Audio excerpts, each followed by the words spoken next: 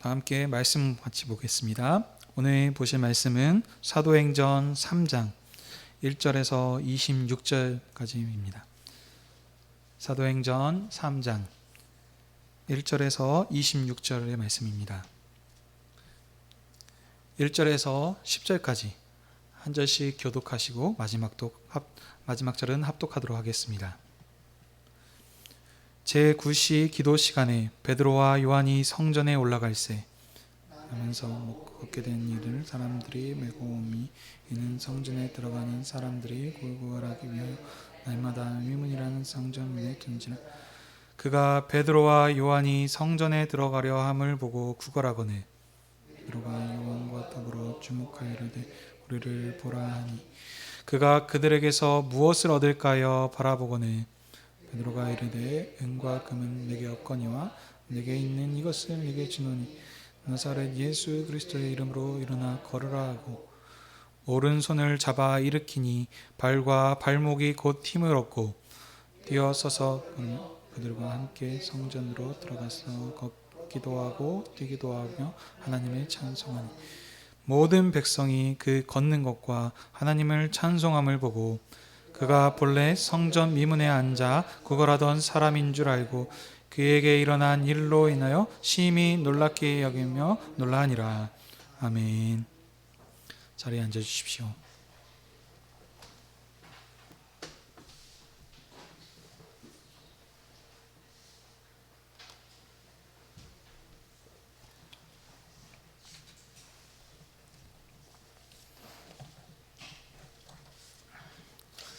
기도하겠습니다. 만유의 주가 되신 주님, 오늘도 주님께서 주의 백성들을 주의 상 앞으로 부르셔서 주님의 말씀을 듣게 하시니 감사드립니다. 선포되는 말씀을 통하여 주님께서 교회를 세우시고 경영하는 역사를 통해 우리의 믿음을 굳건히 하여 주시옵소서. 교회가 우리의 소명과 정체성을 확실하게 알아서 만민을 주님께 복종시키는 신실한 증인들이 다 되게 해 주시옵소서. 예수님의 이름으로 기도하옵나이다. 아멘.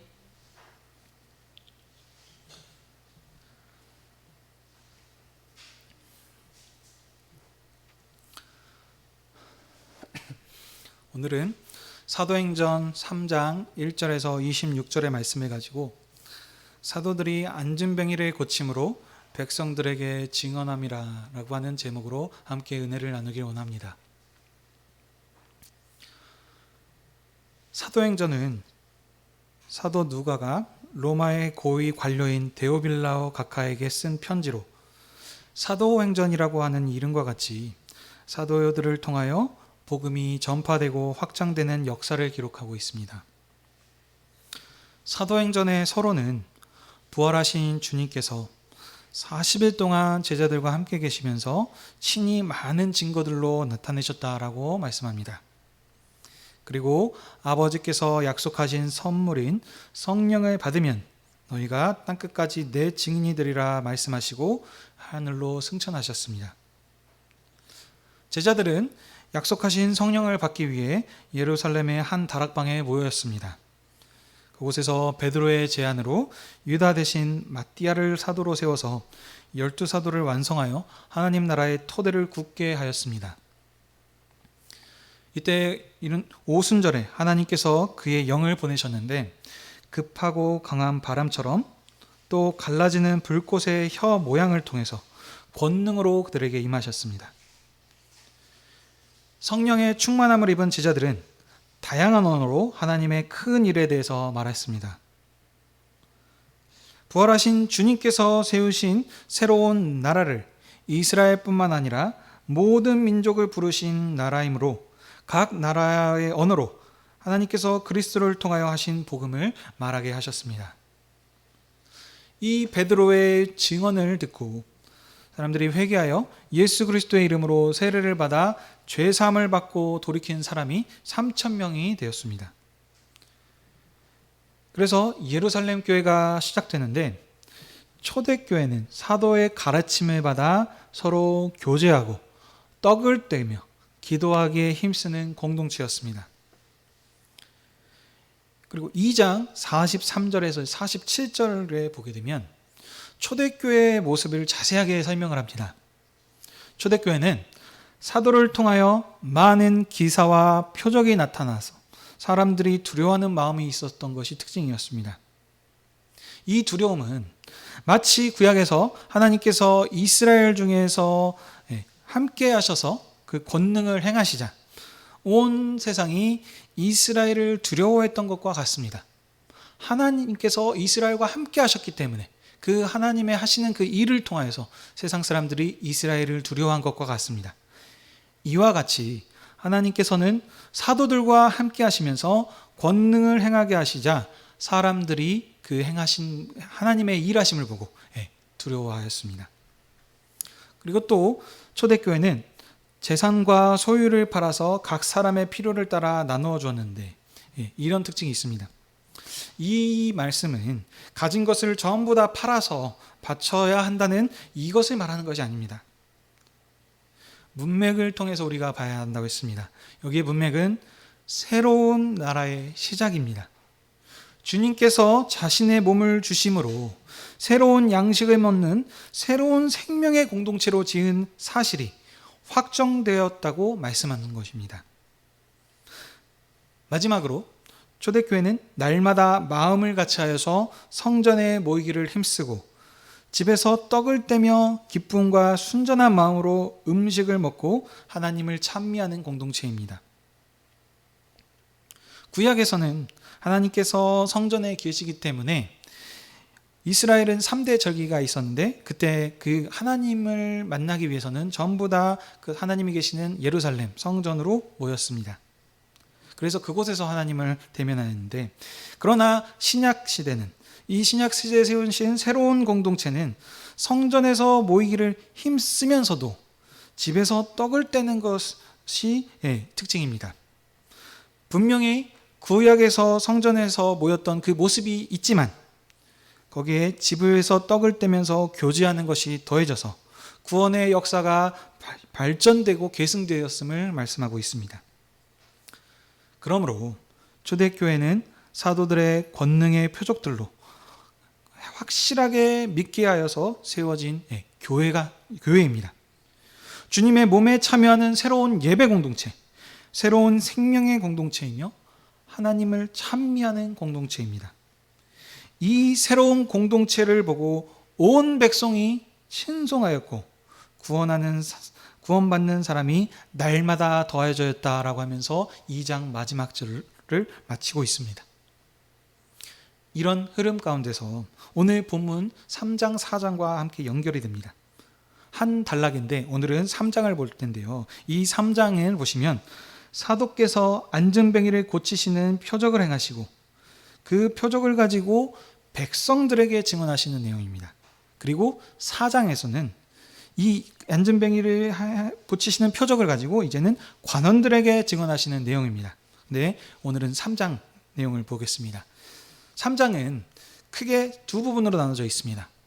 베드로와 요한 사도께서 성전에 기도하시러 올라가시다가 나면서부터 걷지 못한 안증뱅이를 예수 그리스도의 능력으로 온전케 하시는 내용이 첫 번째이고요. 그리고 이 고침받은 안증뱅이를 보고 사람들이 몰려듭니다. 그 사람들에게 베드로 사도께서 그리스도를 증언하여 그들의 죄를 회개하고 예수님께 돌이키도록 증언하며 설교하시는 내용입니다.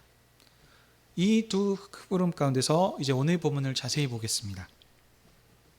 1절에 보시면 베드로와 요한 사도께서 제9시에 성전으로 기도하러 올라가십니다. 이스라엘은 시간을 정하여 하루에 3번 기도하는 문화가 있었는데 제9시라 하면 지금 현재 우리가 사용하고 있는 이 시간으로 이제 변환하면 오후 3시를 말합니다. 이 기도 시간이 정해져 있었기 때문에 사도들뿐만 아니라 근처에 있는 많은 사람들이 기도하러 성전으로 몰려들었을 것입니다. 여기에 보면 베드로와 요한 두 사도만 갔다라고 했는데 다른 사도들이 갔는지 안 갔는지는 알 수가 없습니다. 왜냐하면 본문에서 말하고 있지 않기 때문입니다. 근데 강조점은 우리 구약의 때 2명 베드로와 요한 두 사람이 갔는데 이 두 명은 증인의 숫자입니다. 베드로와 요한 둘이 갔다는 것은 이것이 확실한 증거임을 나타내는 이 표현입니다. 베드로와 요한 사도께서 기도하러 성전에 올라가셨는데 그때 사람들이 안전뱅이를 메고 왔습니다. 이 안전뱅이는 나면서부터 걷지 못하는 사람입니다. 사람들이 그를 메어다가 성전 미문 앞에 두어서 거기에서 구걸하면서 먹고 살게 했습니다. 자, 그래서 이제 베드로와 요한 사도께서 성전에 들어가시려고 하냐, 안전뱅이는 평소처럼 사도들에게 구걸을 하기 시작합니다. 그랬더니 베드로와 요한 사도는 구걸하는 안전뱅이를 주목하면서 그에게 말씀합니다. 우리를 보라. 그래서 그 사람이 사도들에게 무엇을 얻을까 하여서 사도들을 보았습니다. 여기서 안전뱅이가 사도들을 보았고 또 무엇을 얻을까 바랬다라고 하는 이 말씀은 안전뱅이의 믿음을 강조하는 표현이 아닙니다. 사도행전은 어떻게 행하여야 우리가 복을 받고 은혜를 받는다라고 하는 이런 비법을 말하는 것이 아닙니다. 항상 문맥을 봐야 되는데 사도행전의 문맥은 사도께서 권능을 행함으로 그들의 그 믿음을 증거를 확실하게 세우셔서 새로운 하나님의 나라에 대해서 지금 이것을 강조하고 있음을 보아야 합니다. 자, 이런 흐름 가운데서 보시면 근데 만약에 안전뱅이가 믿음을 그가 믿고 그들을 보았고 그것을 강구했다라고 하는 이런 지금 흐름에서 보시게 된다면, 자 6절 보시면 사도께서 일어나 걸으라 라고 했을 때 안전뱅이는 그 말에 즉시 응답하여서 벌떡 그 자리에서 일어나서 해야 됩니다. 그러나 여기 보시면 그렇지 않고 사도들이 그의 오른손을 잡아 일으키시고, 그러니까 그래서야 이제 일어나는 것을 볼 수 있습니다. 그러므로 여기 문맥은 안전뱅이의 믿음을 강조하는 것이 아니라 그를 주목하게 하여서 하나님께서 그리스도를 통하여 하실 일을 확실하게 보라라고 하는 것이 강조점입니다.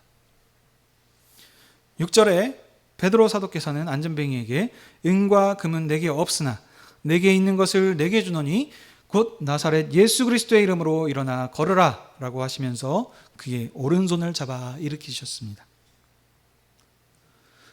죽음을 이기시고 부활하신 주님, 승천하셔서 주님의 영광의 보좌 우편에 앉아 계신, 그래서 하늘의 땅과 모든 권세를 가지신 능력의 주님께서 이제 사도들을 통하여 나면서부터 걷지 못하는 자를 온전케 치료하셔서 그의 능력과 그의 권세를 나타내신 것입니다.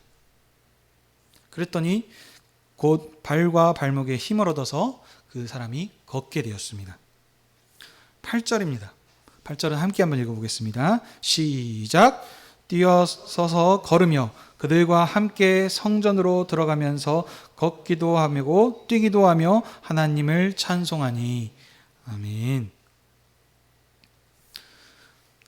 안전뱅이가 걷고 뛰게 되자 그가 가장 처음으로 했던 일은 베드로와 요한 사도와 함께 성전으로 들어간 것입니다. 아마도 이 사람은 지금 이 기회가 처음으로 성전으로 들어간 것일 것입니다. 왜냐하면 구약에는 몸에 장애가 있는 자는 부정한 자로 여깁니다. 그래서 부정한 자는 거룩한 성전, 하나님이 계신 이 성전에 들어가지 못하고 나아가지 못했습니다.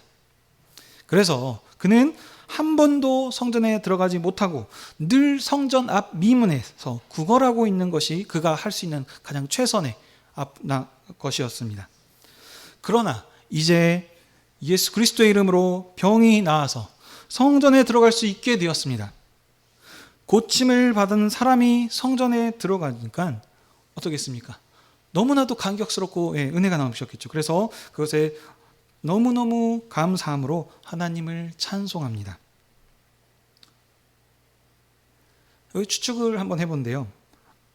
많은 사람들, 하나님께서 여러 가지 기적과 이사들을 보여주시고 하십니다. 근데 그 기적과 이사가 그냥 하는 것이 아니고 항상 하나님께서는 그 자신의 뜻과 그 언약의 성취 부분들, 문맥에 맞는 것들을 증거하시게 하십니다.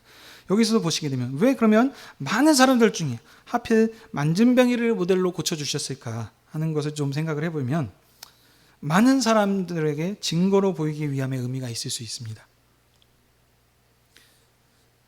성경의 많은 표적들은 단순히 일어난 것이 아니고 그 문맥에 맞게 증거하고 있는데요.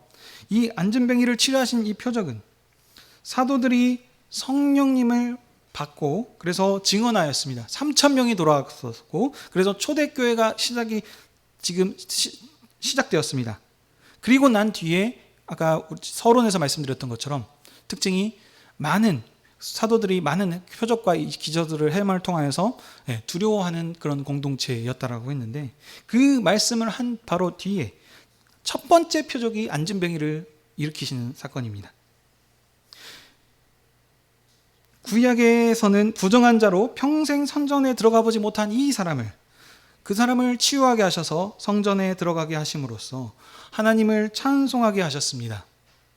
신약의 새로운 나라인 교회는 날마다 성전에 모이기를 힘쓰며 하나님을 찬미하는 하나님의 나라이며 사람이 하나님의 성소된 백성으로 구원받음을 증거하는 표적입니다. 그래서 이 안진뱅이가 걷고 뛰자 사람들의 반응이 어떻습니까? 사람들이 보고 놀랍니다. 왜냐하면 이 사람은 오랫동안 성전 미문 앞에서 구걸을 했기 때문에 성전에 드나드는 모든 사람들이 이 안진뱅이를 알았을 것입니다. 한두 번 본 게 아니었겠죠. 하루에도 3번씩 기도하러 가고 그리고 매 명절 때마다 와서 할 텐데 이 사람이 거의 직장과 같이 아마 거기에서 앉아서 이렇게 했었기 때문에 이 사람을 다 알고 있을 텐데 이 사람이 갑자기 걷고 뛰고 있는 모습을 보니 당연히 놀랐겠습니다. 그리고 11절 보시면 이제 이 나음받은 사람이 어떡합니까? 베드로와 요한 사도를 붙잡습니다. 아마도 이 사람은 자신이 고쳐준 이 베드로와 요한을 선지자로 여겨서 그를 높이고 그들을 아마 따르려고 하는 어떤 그런 목적들이 있었을 것입니다. 그렇게 그 사람을 주목하자 옆에서 그 고침받은 사람 주변으로 사람들이 몰려들기 시작합니다. 그래서 그들이 솔로몬의 행각에 모여서 그에게 일어났던 일들, 그 일들에 대해서 들으려고 했을 것입니다. 사람들이 모이자 베드로 사도께서 말씀하십니다. 왜 이 일로 놀랍게 여기며 우리를 주목하느냐? 우리를 주목하지 말고 놀라지 말라. 이것은 우리 개인의 경건으로 낫게 한 것이 아니다. 하나님으로부터 영광을 받으신 그리스도께서 낫게 하신 것이다. 라고 이렇게 말씀하십니다. 아브라함과 이삭과 야곱의 하나님, 곧 한마디로 말하면 우리 조상의 하나님께서 그 종 예수를 영화롭게 하셨느니라 라고 말씀하십니다. 그리고 어떻게 하나님께서 나사렛 예수님을 그리스도가 되게 하셨는지에 대해서 증거합니다.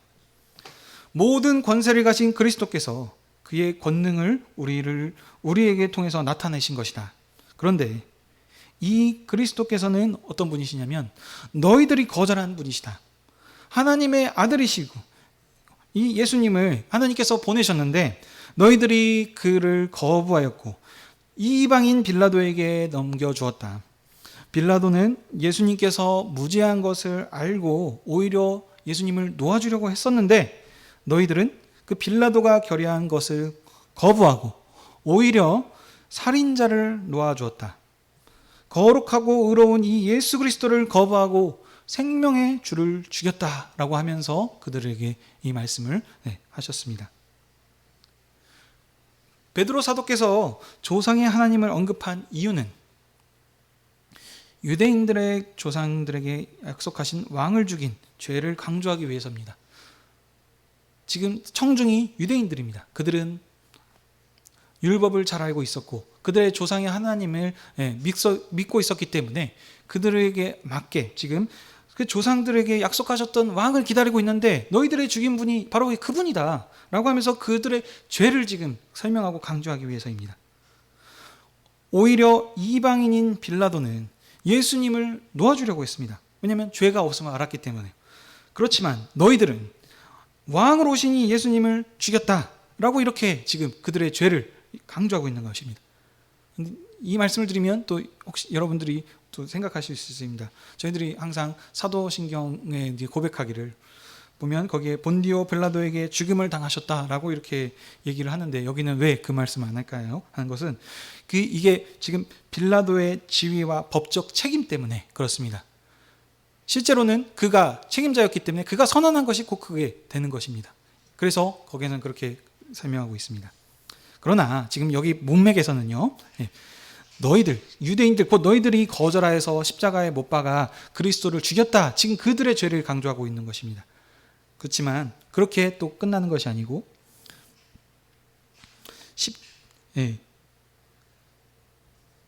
16절 보시면 이제 또 설명을 하시죠. 하나님께서 그를 죽은 자 가운데서 다시 살리셔서 그를 영광스럽게 하셨다. 이 일을 우리가 증인이다 라고 하면서 말씀하고 있습니다. 16절에 사도께서 안진뱅이를 치유하신 까닭을 여기서 또 설명을 합니다. 안진뱅이를 치유하는 것은 그가 믿음으로, 그러니까 우리가 믿으면 구원을 받는다라고 하는 것을 지금 말하는 것이 아닙니다. 너희들이 예수를 죽였지만 하나님께서는 그를 살리셔서 영광스럽게 하셨고 우리가 그 예수님의 그것을 본 증인들이다. 그래서 우리가 예수님의 이름으로 그를 걷게 한 것이다. 우리가 하나님께서 영광스럽게 하신 예수 그리스도를 믿음으로, 바로 이 믿음으로 증거했기 때문에 이 사람이 낫게 되었다라고 하면서 말씀하십니다. 강조점은 하나님께서 구원 역사를 위해서 행하신 그 일입니다. 우리의 믿음으로 구원을 받는 것이 아니고 하나님의 신실하신 역사를 통해서 이루어 가시는, 아들을 통해서 성취하시는 그 부분을 강조하고 있는 것입니다. 그리고 이어서 또 얘기하죠. 형제들아, 너희가 알지 못하여서 그리했으며 또한 관원들도 몰라서 그렇게 한 것을 내가 알고 있다. 이렇게 합니다. 만약 그들이 이 예수님께서 그리스도이신지 알았다면 설마 그랬겠느냐라고 하면서 또 이렇게 말씀하십니다. 18절에 그러나 하나님이 이 모든 선지자의 입을 통하여 자기 그리스도께 고난받으실 일을 미리 알게 하신 것을 이와 같이 이루셨느니라. 아멘. 이렇게 말씀하셨는데, 이 말은 한마디로 너희들은 모르고 했다. 근데 이것은 하나님께서 자기 백성을 구원하시려고 선지자들에게 미리 약속하신 것이며, 하나님께서는 그리스도의 고난과 죽음을 통해서 그 언약을 이루셨다라는 것입니다. 언약 역사의 성취입니다. 하나님께서의 그 구원을 이루어 가시는, 어떤 상황 속에서도 그 언약 역사를 신실하게 이루어 가시는 하나님의 일하시는 부분입니다. 구약의 배경을 가지고 있는 유대인들은 하나님께서 약속하셨죠. 너희들이 이것들을 잘하면 복을 받고 이것들을 잘 지키지 않았을 때는 저주를 받을 것이다. 그래서 그들은 분명했습니다. 하나님의 말씀에 순종하고 살았을 때 하나님께서 수많은 복들을 허락하여 주셨고, 하나님을 거절했을 때 그들의 그 땅인, 약속의 땅인 가나안 땅이 황폐하게 되고 그렇게 멸망하고 하는 것들을 보았습니다. 이런 지금 이 구약의 배경을 가지고 있는 유대인들은 메시아 구원주이신데 이 구원주가 오셨으면 당연히 잘 돼야 됩니다. 근데 그 메시아께서 고난받는 것은 이 유대인들의 사상으로는 도저히 이해할 수가 없는 것이기 때문입니다. 받아들이기가 힘듭니다. 근데 이 베드로 사도께서는 받아들일 수 있게 새로운 시대가 지금 시작됐다라고 하는 것을 지금 설명하고 있는 것입니다. 그래서 그들에게 그 죄를 깨닫게 하시면서 그들에게 회개를 촉구하며 돌이켜서 죄 없이 함을 받아라라고 말씀하십니다. 그렇게 되면 새롭게 되는 날이 주 앞으로부터 이를 것이다 라고 합니다. 유대인들은 모르고 예수님을 죽였습니다. 그러나 이제 사도들이 증언을 해서 알려주셨죠. 그래서 이제 하나님께서 그들이 죽인 예수님을 살리셨고 그의 제자들인 사도를 통해서 병든자를 고쳐주신 것을 알려주셨습니다. 예수님께서는 하나님의 아들이심을 믿고 그 이름으로 그 사도들이 증언하였더니 병자가 나았습니다. 구약에서는 성전에 들어갈 수 없는 이 부정한 사람을 이제 낫게 하셔서 성전에 들어와 기뻐 뛰며 하나님을 찬송하게 하는 모습으로 바꿔주셨습니다. 이 모습을 사람들은 다 목격하고 들었습니다. 이와 같이 확실한 증거가 어디 있습니까? 이런 일들은 구약에서 일어나지 않았습니다. 확실하게 보여주셔서 지금 그리스도를 통해서 새로운 나라를 시작하게 하셨구나. 그래서 그들에게 확실하게 보여주셨기 때문에 그러므로 그들은 회개하고 돌이켜야 합니다. 그들이 회개하고 돌이키면 새롭게 되어서 주님께 속한 백성이 됩니다. 이 예수 그리스도를 믿으면 너희도 이제 이 새로운 나라의 백성이 되어서 그 나라의 모든 혜택과 복을 누리게 됩니다. 예수 그리스도를 믿으면 이제 그들은 하나님을 아빠 아버지로 부르게 됩니다. 지성소를 지나서 하나님 앞으로 나아가 하나님의 얼굴을 직접 대면하면서 또 구약의 왕들도 먹지 못했던 하늘에 속한 신령한 음료와 양식을 먹고 마시게 됩니다. 이 모든 은혜를 누리게 됩니다. 근데 그리고 이 모든 은혜가 예수님께서 다시 오심으로 완성하게 됩니다. 20절과 21절입니다. 아버지께서 예수님을 다시 세상에 보내신다라고 약속하셨습니다. 아버지께서는 이미 거룩한 선지자들의 입을 통하여서 말씀하셨는데 예수님께서는 부활하시고 승천하셔서 하나님 보좌 우편에 만왕의 왕으로 통치하고 계십니다. 이 예수님께서는 만물을 회복하시기 전까지 이 하늘 보좌에서 계시다가 언제 했냐면 마지막 때 재림하셔서 만물을 회복하시고 그 회복된 만물을 하나님 아버지께 다시 돌려드릴 것이다 라고 하는 것을 거룩한 선지자들의 입을 통하여서 이미 말씀하셨습니다. 그래서 이 일들이 이루어지면 예수님께서 다시 재림하셔서 그 만물이 회복되면 만민이 주님께 복종하게 될 것이며 에덴처럼 그 하나님께서 원래 만드셨던 나라가 회복될 것입니다. 베드로는 지금 이 말을 하심을 통해서 다시 한번 사도 아래에서 선지자들의 말을 인용하면서 다시 한번 그들에게 권면합니다. 22절 이하에 보시면 신명기 18장 15절과 19절을 인용합니다. 이것은 이제 모세가 했던 말인데요. 자, 모세는 이렇게 얘기했습니다. 모세가 말한 선지자가 바로 예수 그리스도이시다. 한마디로 말하면 이것인데 제가 읽어드리겠습니다.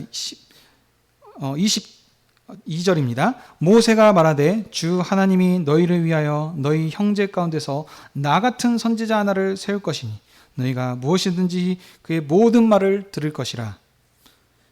23절 누구든지 그 선지자의 말을 듣지 아니하는 자는 백성 중에서 멸망받으리라. 아멘. 한마디로 정리하면 모세가 말한 선지자, 나와 같은 선지자가 온다고 하셨는데 바로 이분이 그 약속된 분이 예수 그리스도이시다. 그러므로 예수 그리스도가 하는 말을 따라야 한다라고 하는 것을 지금 얘기하고 있는 것입니다. 모세가 어떤 선지자였습니까? 모세는 수많은 선지자들과는 좀 다릅니다. 신명기에서 보시면 모세 이후로 모세와 같은 선지자가 일어나지 못했다라고 하는 표현이 있습니다. 모세가 한마디로 그러니까 최고의 어떤 그 위치에 있다고 하는 것이죠. 왜냐하면 하나님께서 모세에게 말씀하시고 만나실 때 어떻게 하셨냐면 친히 그와 대면하면서 함께 하셨습니다. 친히 하나님께서 그 자신의 모습을 보여주신 선지자는 모세가 유일합니다. 모세가 시내산에서 이렇게 있을 때 하나님의 영광을, 하나님의 모습을 좀 보여주십시오라고 했을 때 하나님의 영광인 곧 그 하나님의 직접 얼굴은 보지 못했지만 그 등을 본 사람이 모세였습니다. 그래서 모세가 하나님을 뵙고 왔을 때 얼굴에서 빛이 나서 다른 사람들이 모세를 쳐다보는 것 자체도 두려워했었습니다. 이와 같이 하나님을 직접 친히 대면한 이 모세와 같은 선지자가 일어나지 못했습니다. 모세가 죽은 뒤로 모세와 같은 선지자가 일어난 적이 없습니다. 그러나 종말에 일어난 모세와 같은 선지자로서 예수 그리스도를 세워주셨습니다. 그런데 이분은 모세와 같은 선지자 정도가 아니라 모세보다 훨씬 탁월하고 뛰어난 선지자이십니다. 모세가 아무리 뛰어난 선지자였어도 그는 종이었지 아들이 아닙니다. 그러나 하나님께 보냄을 받은 이 예수 그리스도는 하나님의 아들이시며 창세전부터 아버지와 함께 계셨던 분이십니다. 그러므로 이와 같은 분은 오직 예수 그리스도 뿐이십니다. 그러므로 베드로 사도는 모세보다 크신 하나님의 아들이 직접 오셨으니까 이 예수님께서 하신 모든 말씀을 듣고 순종하라고 그들에게 권면하고 계십니다. 그리고 또 말씀하시죠. 24절입니다. 사무엘 때에 이어 말한 모든 선지자도 이때를 가리킨 것이다 라고 하십니다. 사무엘은 그 다윗 왕한테 기름 부었던 선지자인데요. 이 사무엘 선지자의 때를 말하는데 이것은 선지자의 때는 그래서 사무엘로부터 시작이 됩니다. 사무엘을 통하여서 왕국이 설립되어서 다윗 왕조가 진행되었습니다. 근데 이 선지자들, 그래서 이 선지자들은 모두에게 속한 자들, 모세에게 속한 자들입니다. 모두 다 모세의 제자들로서 그들은 다 한결같이 메시아의 때를 예언한다라고 합니다. 왜냐하면 역사의 그 모세의 율법 아래서 그 선지자들도 예언을 했기 때문에 그 선지자들조차도 모세의 제자들입니다. 근데 그들이 얘기했던 그 때가 온다 그랬는데 이 때가 메시아의 때를 예언한 것이다 라고 합니다. 25절 26절입니다. 너희는 선지자들의 자손이며 언약의 자손이다 라고 그들의 정체성을 얘기하십니다. 아브라함과 언약을 하셨었습니다. 땅 위의 모든 족속이 너의 씨로 말미암아 복을 받게 해주시겠다라고 하셨습니다. 그 언약을 하나님께서는 기억하셨고 그 언약을 성취하시기 위해 아브라함의 씨로 복을 주시려고 예수 그리스도를 보내주셨습니다. 예수 그리스도를 통해서 이제 이스라엘, 유대인뿐만이 아닌 천하 만민을 복 주시는 일을 완성하셨습니다. 바로 이 일을 완성하시려고 약속을 따라서 먼저 너희에게 복을 주시려고 이스라엘 중에 예수님을 보내신 것입니다. 그러니 하나님이 보내신 이 종을, 이 예수님을 믿으라 라고 그들에게 권면합니다. 너희는 조상의 백성이며 언약의 백성이다. 그러므로 장자 백성인 너희들이 먼저 복을 받아야 할 것이 아니냐. 그러므로 회개하고 돌이켜라. 그렇게 간절한 마음으로 사도 베드로는 그들에게 권면하고 계십니다. 하나님께서 아브라함에게 내 씨로 말미암아 모든 족속이 복을 받으시라고 하신 이 말씀이 이제 그리스도 안에서 온전히 성취되었습니다. 그래서 이제 이 복이 이스라엘을 거쳐서 우리에게도 이르렀습니다. 우리는 보십시오. 언약의 자손이 아니고 이방인입니다. 우리는 하나님과의 언약과는 하나도 관계가 없이 하나님의 원수된, 그래서 허물과 죄로서 이미 우린 죽었던 자들입니다. 그래서 우리가 하나님의 뜻을 따라서 사는 것이 아니고 우리 마음대로, 우리가 원하는 대로 살았던 자들입니다. 하나님이 만드신 세상을 통해서 그 창조의 세상에서 하나님께서 지으신 그 영광이 온 세상에 충만한데도 불구하고 하나님을 찾지 않고 오히려 하나님께 돌려드려야 될 그 영광을 우리들은 썩어진 피조물, 우상을 만들어서 그들에게 절하며 살았던 자들이었습니다. 하나님과 원수된 자들이었습니다. 그런데 하나님께서 약속하신 신실한 언약에 따라서 아들이 오심을 통해 이 아들을 죽은 자 가운데서 살리시고 영광의 보좌에 앉게 하셔서 다시는 죽음이 손대지 못하는 그 영원한 나라를 시작하셨습니다. 그래서 그 영원한 나라에 천하 만민을 부르셨기 때문에 우리가 그 언약 안으로 들어와서 이곳에 우리가 함께 이렇게 예비하고 있습니다. 은과 금은 내게 없으나 예수 그리스도의 이름으로 일어나 걸으라. 죽음을 이기신 이렇게 하신 이 주님께서 온 우주를 통치하시는 그분이 모든 병자를 치료하신 분이시며 그 백성을 사탄의 권세로부터 구원하신 그 능력의 분 하나님께서 이제 사도들을 통하여 그 능력을 나타내십니다. 하나님께서 그 사도들과 함께 하심을 통해서 새롭게 시작하신 하나님의 나라, 이 교회의 털을 굳게 하셨습니다. 그 어느 누구도 의심하지 못하고 그 완벽하게 믿을 수 있도록 새롭게 새로운 나라를 시작하셨음에 그 어떤 선지자도 구약의 것을 정하게 하지 못했습니다. 근데 날 때부터 안진뱅이를 고치게 하셔서 이제 새로운 성전으로 들어오게 하시는 이 새로운 나라를 시작하셨다는 것입니다. 바로 이 새로운 나라를 시작하셨던 이 예수님께서 이제 교회와 함께 하시며 교회가 전하는 증언하는 복음과 함께 역사하고 계십니다. 하나님과 원수였던 우리를 부르시고 권능으로 우리를 자유케 하셨습니다. 그러므로 우리는 더 이상 사망의 권세가 아니라 하나님을 순종하는 하나님의 백성이 되었습니다. 오늘 말씀은 하나님의 우리의 믿음이 강조점이 아니고 하나님의 말씀이, 하나님께서 약속하셨던 그 말씀, 아브라함과 모세에게 약속하셨고 사무엘 선지자들, 모든 선지자들에게 하셨던 그 언약의 말씀이 모두 다 그리스도를 통하여 성취되었다. 하나님께서 그 언약의 약속을 이루어 오셨다라고 하는 것을 얘기하고 있는 것입니다. 하나님께서 말씀하셨던 그 언약들이 하나도 이루어지지 않은 것이 있습니까? 모두 다 성취되었습니다. 그러므로 우리는 이 하나님이 믿을 수 있는 것입니다. 앞으로도 그 언약을 확실하게 이루어 가실 거고 성취하실 것이기 때문입니다. 죽음의 권세로부터 우리를 해방시키신 분이 오늘도 우리를 주님의 상으로 부르시고 말씀하십니다. 이것은 내 살이고 내 피니, 이것을 먹고 마시는 자는 내가 아버지로 말미암아 사는 것처럼 나로 말미암아 영원히 살 것이다 하시며 주님께 속한 자녀로 우리를 삼아주셨습니다. 이것이 그냥 하는 말씀이 아닙니다. 언약의 말씀입니다. 하나님께서 언약을 모두 성취하셨다 그랬습니다. 그러므로 우리 주님의 상에서 우리가 주님의 살과 피를 먹음으로 주님의 그 사랑을 기억함으로 이 사랑을 증언해야 합니다. 하나님께서 언제 하늘에 속한 신령한 복과 음식들을 주신 적이 있습니까? 없습니다. 모세를 통해서 만나와 메추라기를 먹었던 그들도 다 죽었고 다윗과 솔로몬들이 누렸던 그 모든 영광들을 누렸던 그들도 이 지금 신령한 떡 하나님을 직접 대면하는 그 아들을 만나본 적은 없습니다.